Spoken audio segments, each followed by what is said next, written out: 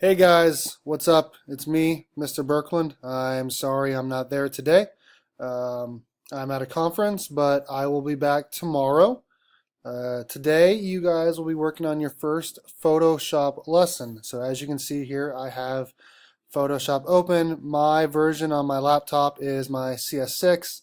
You guys will be using the Creative Cloud, which is a new one, but they're very similar, and I will talk to you guys here about how to open it, how to import photos, how to do some simple basic corrections. So let's get to it. First things first is if you do not already have Photoshop open, what you first need to do is go down here to the Finder and click on it. And it should come up with all these different things on the side. You need to click on Applications. From here, it should list all the applications that are currently on the computer. So what you need to do is you need to go down here to Adobe Photoshop CS6. Sorry, yours is going to say Adobe Photoshop CC. Click on it and then click on the next one, and you can either drag it down to the bottom down here or drag it to the desktop or just double click on it. That's if it's not already down here or if you don't have it open already. So you can just double click on it and it'll open. So let me exit out of mine and then I will open mine. Alright, so now we have Photoshop open here. It just has our basic tools over here. I'll go over those here shortly, and then I'll show you guys how to drag a photo in and how to do some basic corrections. This will be pretty simple, pretty easy. So over here on the left side we have our tools. These do different things. We have our move tool or selection tool. We have our rectangle tool, and if you just like hover over it, it'll tell you exactly what it is. Here's a lasso tool, and you can change some of these to different things. We have the magic wand here. This is our crop tool, which will be the first thing we do once we get a photo in. And then we have our eyedropper tool. We have our spot healing brush. This allows you to take little blemishes and small things out of photos that you think are distracting or does not need to be there. We have our brush tool, and then we have our clone stamp tool. This is similar to the spot healing brush, but this allows you to clone something from one area and put it in another. We have some other stuff here. We have the eraser tool. We have the paint bucket, which also, if you click on it and hold and then let go, you'll see we'll have the gradient tool, and we'll talk about that more later. That allows you to do some really cool fade in and fade out things. Over here after that we have the blur tool, the sharpen and smudge tool. We're not going to be using that today, but we will use it in the future. The one we'll be using a lot today is the dodge tool and the burn tool. The dodge tool makes things brighter, while the burn tool does the opposite. It makes things darker. We have the pen here as well, and then we have the text tool. This allows you to zoom in and out, and there's some foreground and background colors. We'll talk about those more later. First things first, though, let's get our first photo into Photoshop here. So you should go over to the Google Classroom.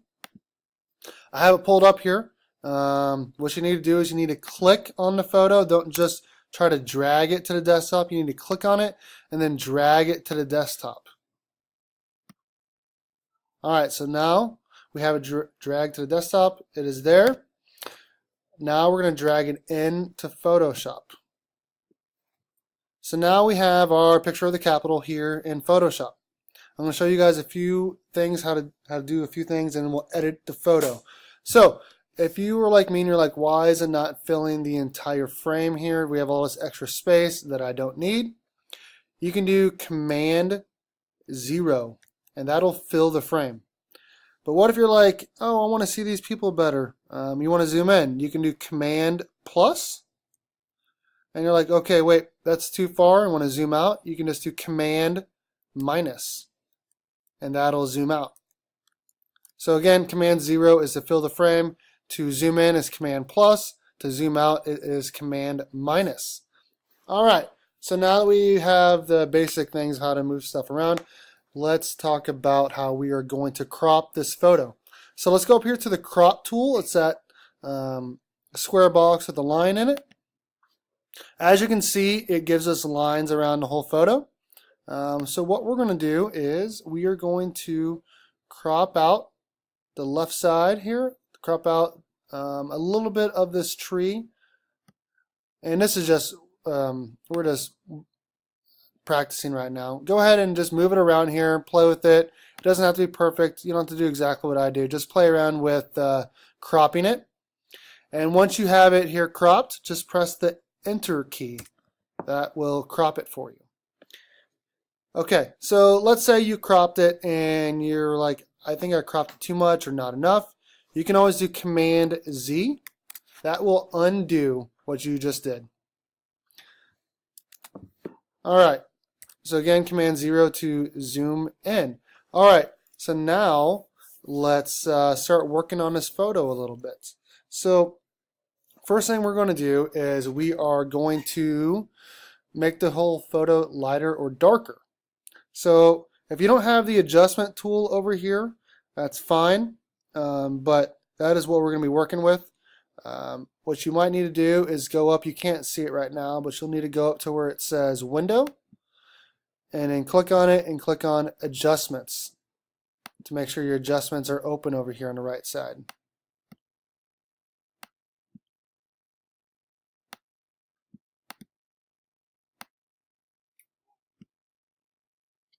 Alright, so the adjustment layer over here, these allows you to do different things. We have the brightness, contrast, we have levels, curves, exposure, all different things, white and black, filters, a whole bunch of different things. Alright, so let's go ahead and use the curves. This is going to make the whole photo lighter or darker. I'm sorry that you can't see this real well. I'm on a laptop right now.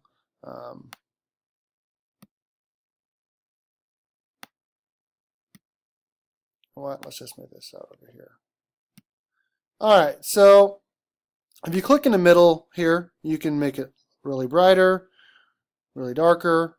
You can also click on little points here and make things just part of the photo lighter or darker. You can make the darks darker and the lights lighter. That's what I just did here. Or you can make the lights darker and the darks lighter. So go ahead and just play around with this. It doesn't have to be perfect. We're just practicing right now. Alright, so we have now just changed the color of it a little bit. Let's do some more stuff to it. Let's go over here and we are going to click on the Dodge tool. Dodge tool allows you to make things lighter or darker. The dodge tool makes things just lighter, and the burn tool makes things darker. If you're like, I don't see this over here, you need to hold down on it and let go. Alright, so now we have the dodge tool. It should give you a circle or a number of different things.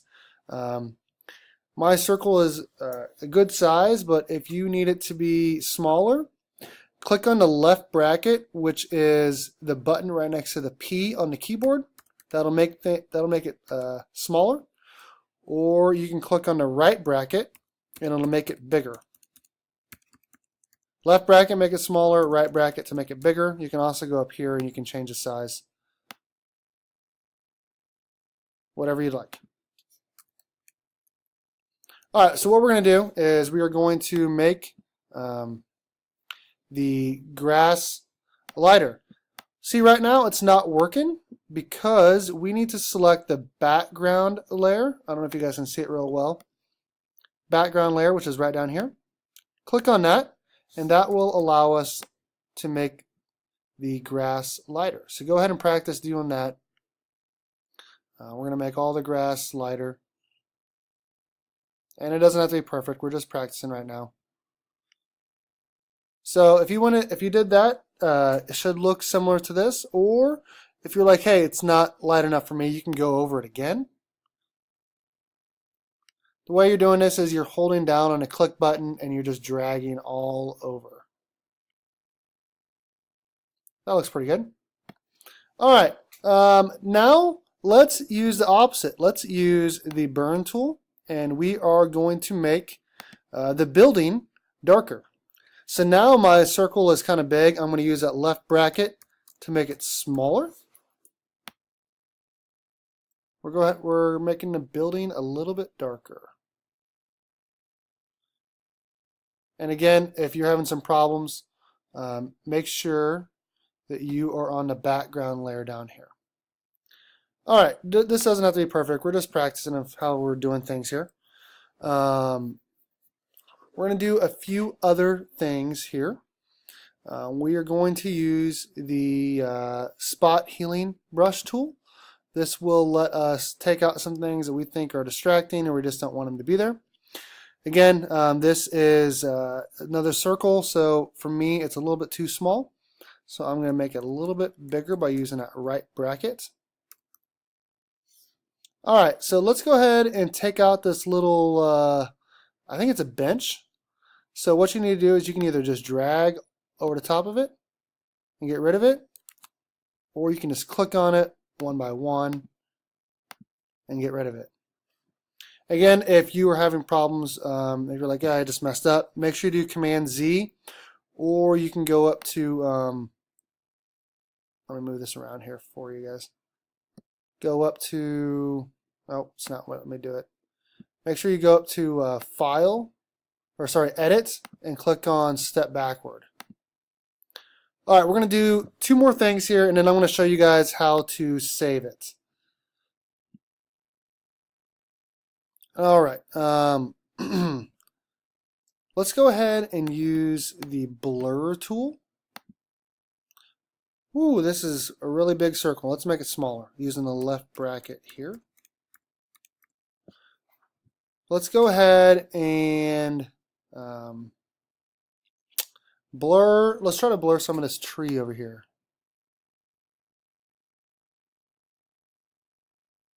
So this helps if you are like, hey, I try to do selective focus, which you guys remember is one of the composition techniques, and you're like, it didn't do what I wanted it to do. So you want to blur something out, that's how you do that. Let's do one more thing and then we'll be done. Let's go ahead and use a text tool, and we are going to draw a text box. And we're going to write Topeka.